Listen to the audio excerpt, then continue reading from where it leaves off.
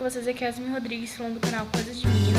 E hoje, como vocês viram no título aqui no tema, eu cortei meu cabelo ontem. Eu decidi fazer um corte Chanel, que é atrás é curto e na frente é longo. Eu achei bonito esse corte, então eu decidi fazer ele.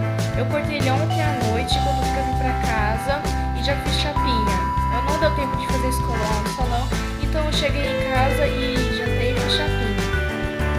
Bom, galera, eu decidi cortar meu cabelo assim porque eu acho bem mais fácil e porque curto também eu achei que ficou mais bonito em mim e fazia muito tempo mesmo que eu não cortava o cabelo. Inclusive, como vocês viram em alguns vídeos, ele era vermelho, então eu tirei todo o vermelho, bom, bastante. E como vocês puderam ver aqui, ainda tá um pouquinho vermelho, né? Mas ficou um vermelho bem leve, ficou tipo vinho, ficou um degradê muito bonito, então eu gostei bastante. Antes de mais nada, inscreva-se no canal e deixe seu like. Gente, um avisinho bem rápido. Lembrando pra vocês, vai ter vídeo toda sexta-feira. E também eu vou postar vídeo todo dia às 5 horas da tarde. Toda sexta-feira, às 5 horas da tarde, eu vou começar a postar vídeo.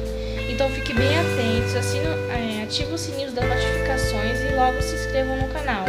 Deixem o like, comentem o que vocês acharam do meu cabelo. Se você tem o cabelo Chanel, comenta. Se você não tem, também pode comentar. Compartilha com seus amigos. Espero que vocês tenham gostado. Um beijo, até o próximo vídeo e tchau!